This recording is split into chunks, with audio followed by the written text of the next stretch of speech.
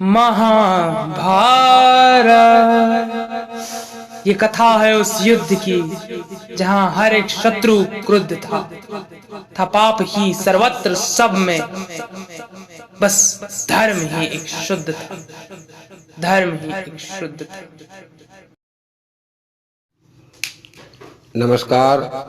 जय श्री श्याम, जय श्री श्याम, जय श्री श्याम। कथा व्यथा यूट्यूब चैनल में आपका हार्दिक स्वागत है। कथा व्यथा यूट्यूब चैनल में आप सुनेंगे आज 5 राम महाभारत के अनसुलझे रहस्य। इनको बाद में समस्त रहस्यों को पूर्ण विस्तार कर अगले वीडियो में सुनाया जाएगा। जैसे कि कल आपने सुना महाभारत के 11 अनसुलझे रहस्य, इसी कड़ी में 5 अनसुलझे रहस्य आज सुनेंगे। इसके बाद 6 कल सुनेंगे। इसके बाद और जितने भी अनसुलझे रहस्य होंगे सब रहस्यों का बाद में सब रहस्यों में पर्दा उठाया जाएगा और समस्त रहस्यों की संपूर्ण कथा छोटे छोटे 15-20 मिनट की वीडियो में आपको सुनाई जाएगी। जानने के लिए सुनिए पूरी कथा। जय श्री श्याम, जय श्री श्याम।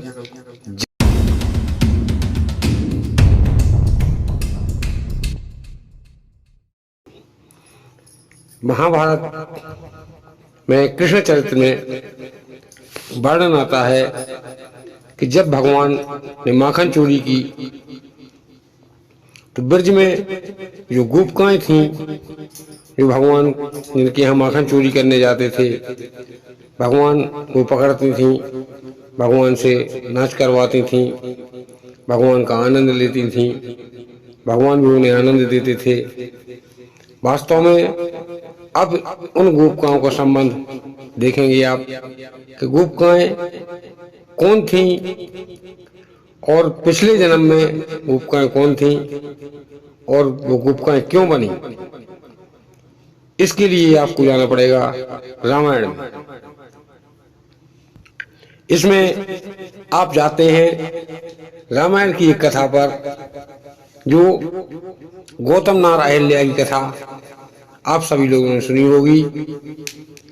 जब एक समय पर सार संक्षिप्त में एक समय पर गौतम ऋषि अपनी पत्नी अहिल्या के साथ जंगल में रहते थे।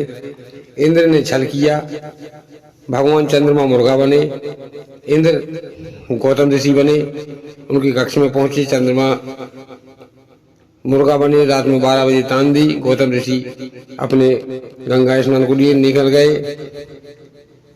इस प्रकार से छल किया। जब गौतम ऋषि वापसी लौटे तो उन्होंने श्राप दिया।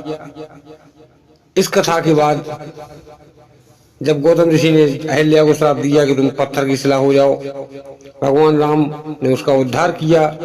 जब जंगल में रहने वाले जो अज्ञानी ऋषि थे, क्योंकि समस्त ऋषि तो वेद पाठी थे नहीं, जब समस्त उन अज्ञानी ऋषियों को पता चला कि भगवान जिस शिला पर पैर रख देंगे वह शिला पत्थर की हो जाएगी, तब उन्होंने समस्त ऋषियों ने अपने अपने दरवाजों के सामने, अपनी अपनी कुटिया के सामने एक एक शिला डाल दी।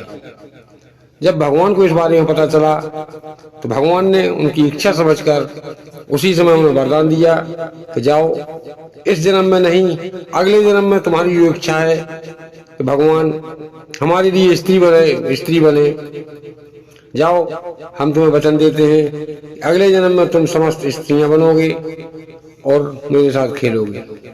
वही स्त्रियां अगले जन्म में ब्रज में गोपिकाएं बनी और भगवान को प्यार और दुलार दिया, जो कथा आप सभी जानते हैं।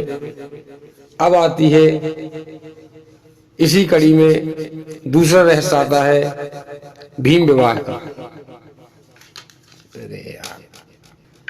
आप समस्त लोग जानते होंगे कि द्रौपदी के साथ अर्जुन ने भेद कर मछली का भेद कर उन्होंने द्रौपदी से शादी की। बाद में 5 पतियों के साथ द्रौपदी का विवाह हुआ। इसके बाद भीम का एक विवाह और हुआ। इससे पहले भीम का एक विवाह हो चुका था। इसके पहले भीम की एक शादी हो चुकी थी। भीम का विवाह कैसे हुआ? लाक्षागृह में कौरवों द्वारा पांडवों को जलाने की कोशिश की गई। महात्मा विदुर द्वारा लाक्षागृह में पांडवों को बचाया गया। इसके बाद पांचों पांडव लाक्षागृह से पार कर गंगा पार कर उस तरफ पहुंचे। साधु का वेश बनाकर रह रहे थे, जंगल में घूम रहे थे। एक दिवस की बात है, जंगल में एक राक्षस आया, उसने मारने की कोशिश की। भीम उससे लड़े। उसकी बहन ने भीम को बचाया और भीम से उनका दूसरा विवाह, पहला विवाह हुआ। दूसरा विवाह द्रौपदी के साथ हुआ। हिडम्बा के गर्भ से घटोत्कच का जन्म हुआ। ये हुई आपकी भीम के दूसरे जन्म की, दूसरे विवाह, पहले विवाह की कथा। भीम की 2 शादियां हुई थी। अब आते हैं कृष्ण की 108 पटरानियां। 108 पटरानियां थी, जिसमें से 8 पटरानियां थी और 16,100 रानियां थी। वो रानियां कहाँ से आईं और उनका रामायण से क्या संबंध? जब मर्यादा पुरुषोत्तम भगवान श्री राम जब जनकपुर में पहुंचते हैं और धनुष का खंडन करते हैं, धनुष यानी कि धनुष तोड़ते हैं, उस समय पर जनकपुर में ऐसा गोसाई जी लिखते हैं कि उस समय पर जनकपुर में 16,100 स्त्रियां, बूढ़ी औरतें, जवान स्त्रियां और जवान पुत्रियां यानी कि लड़कियां थीं, जिनकी संख्या 16,100 बताई गई है। समस्त लोगों की कामना थी कि हे प्रभु, हे मर्यादा पुरुषोत्तम श्री राम, आप काश मेरे भी पति होते, तब जीवन में आनंद आता। इस पर भगवान ने वरदान दिया कि इस युग में तो मैंने एक पत्नी व्रत धारण किया है, अगले युग में जब कृष्ण अवतार होगा उस समय पर मैं तुमसे विवाह करूंगा। और वही हुआ। अब आते हैं महाभारत के तीसरे अनसुलझे रहस्य पर। आचार्य द्रोण, जिन्हें आप द्रोणाचार्य कहते हैं, द्रोणाचार्य कौरव और पांडवों के गुरु थे। कुलगुरु कृपाचार्य थे और गुरु द्रोणाचार्य थे। द्रोणाचार्य की जन्म की पर आते हैं। द्रोणाचार्य के पिता महर्षि भारद्वाज एक बार जंगल में तपस्या कर रहे थे। तपस्या में लीन भारद्वाज ने जब आंखें खोली तो उनके सामने एक सरोवर में घृताक्षी नाम की एक अप्सरा, स्वर्ग की अप्सरा विचरण कर रही थी। महर्षि भारद्वाज से नहीं रहा गया और उनका बीणपात हो गया। उस समय पर बीण के लिए मनुष्य का जन्म देने के लिए कहा जाता था, इसीलिए उन्होंने उस बीण को दोने में रख लिया और उस दोने में ही उनका जन्म हुआ। इसीलिए दोने में रखे जाने के कारण दोने को संस्कृत में द्रोण कहा जाता है और उनसे उसका जन्म हुआ। उस बालक का नाम द्रोण रखा गया और बाद में अर्जुन कौरव और पांडवों के गुरु बने, इसीलिए गुरु द्रोणाचार्य उनका नाम पड़ा। अब आते हैं महाभारत के एक और विशेष अनसुलझे रहस्य पर, जिन्हें आपने देखा होगा कि दुर्योधन के मामा शकुनी थे। मामा शकुनी दुर्योधन के माँ गांधारी के भाई थे और उनके पासे जो थे, शकुनी जितने मानते थे उतने ही पासे आते थे। ऐसा क्यों? किस चीज से बने थे वह पासे? अब जानते हैं आप। जिस समय पर गांधारी का विवाह धृतराष्ट्र के साथ हो गया और इसके बाद उनके पिता ने कुछ बातें नहीं मानी, इस पर हस्तिनापुर नरेश ने, और जो हस्तिनापुर नरेश के समर्थक थे यानी जिसे पितामह भीष्म कह सकते हैं, उन्होंने उस गलती की सजा पूरे परिवार के लिए कारागार दी। कारागार में डाल दिया गया।